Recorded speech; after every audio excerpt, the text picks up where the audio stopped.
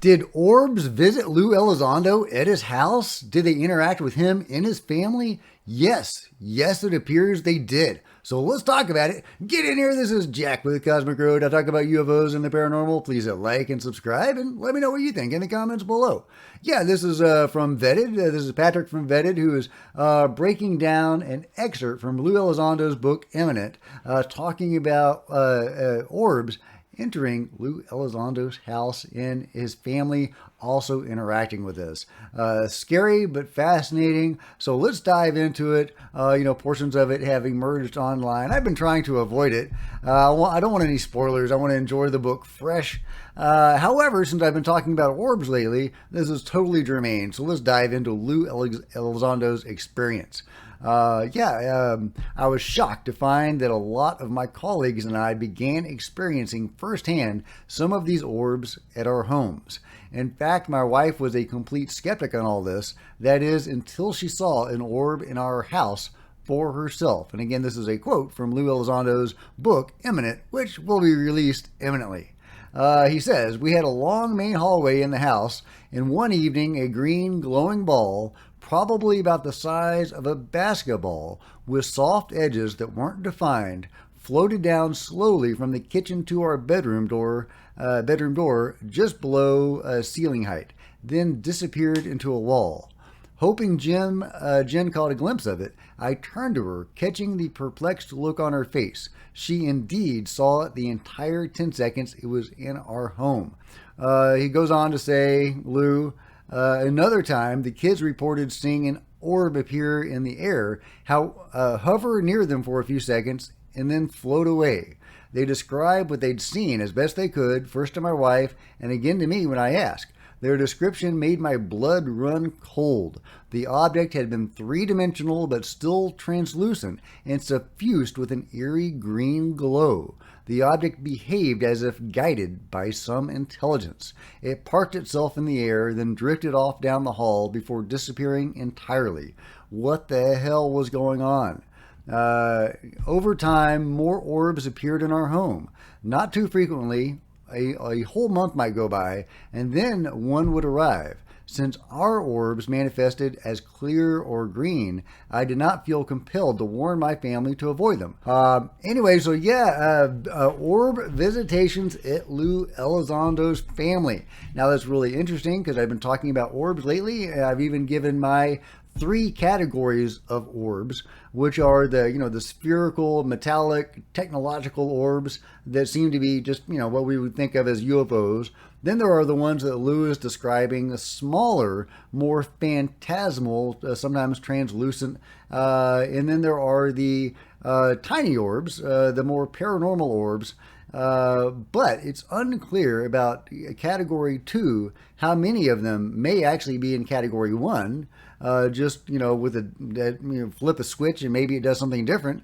And who knows how many of those may segue into Category 3, since the paranormal and the metaphysical is inextricably linked with the UFO phenomenon. We just don't know. But here's a cool thing. John Bell has captured on several occasions orbs making noise. Now, he seems to interact with different sorts of orbs, including the UFOs that appear in the sky. But then there are the smaller, more basketball-sized UFOs that appear, around him, such as Tinkerbell. And they are the more phantasmal orbs, like what Lou is describing.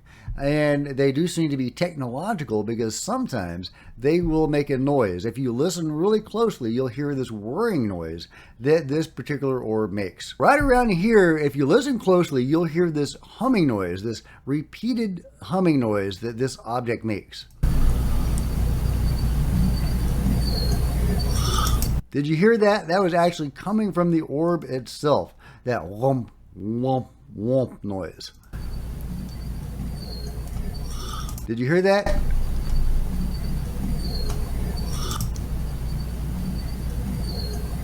Yeah, this steady repeating noise.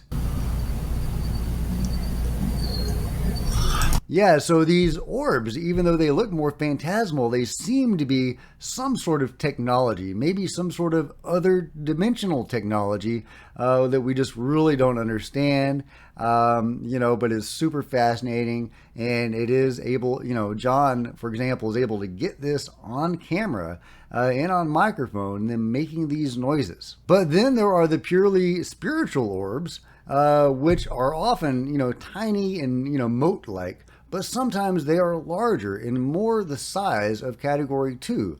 And again, sometimes it's hard to distinguish what's what. If these are other dimensional vehicles, they could be other dimensional vehicles that human souls can fly around in, for example. But here's one account of a spiritual orb from B.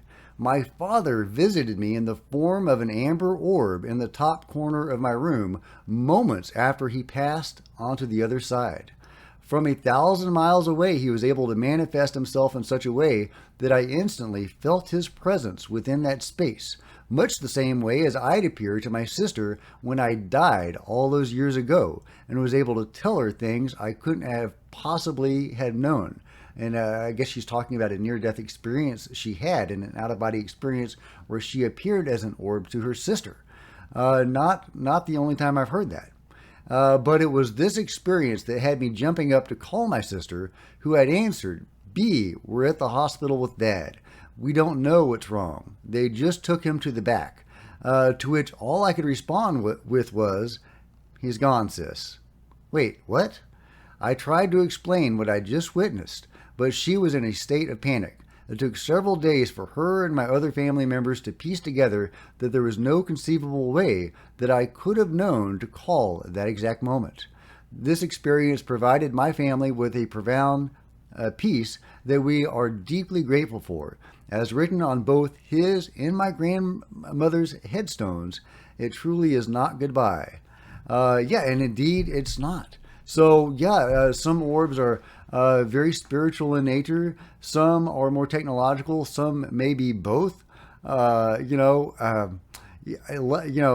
are super fascinating, and this is why. And I think it's a very important part of the phenomenon. I'm glad that Lou is opening up about his experiences. Others have talked about negative experiences they've had. I guess the blue meanies, if that's a thing. Maybe stay away from blue orbs. There have been negative encounters with orbs that have given people even health problems. And I suppose those were the blue orbs. But in this case, she had an amber orb, and it was her father. So what do you think about Lou's experience with orbs? Not just Lou, but his family as well, his kids interacting with these orbs. I mean, would that freak you out? That would probably freak me out. Of course, if they were like really cool orbs, if they were spiritual orbs, like the one example I read of, the lady's father coming to visit her as an orb. I think that's just amazing, and that's fantastic. And, I've come across multiple of those experiences, these very spiritual, positive orbs. And it's unclear, again, which is which. Is it all the same? Let me know your thoughts about all of that in the comments below. And if you've enjoyed this video, please give me a big thumbs up. I sure appreciate it. Smash the like button, the subscribe button, and the bell to be notified of future videos. You don't want to miss a thing. Join me on social media, Facebook and Twitter links below. Love to see you guys there. If you want to support Cosmic Road in a bigger way, consider grabbing a coffee mug or a t-shirt in the merch store below, or by becoming a channel member. Channel members are rock stars, and I really appreciate you guys' support. Thank you so much. Meanwhile, there's plenty of other videos on the channel, and I'll see you guys next time. This is Jack with Cosmic Road, signing out.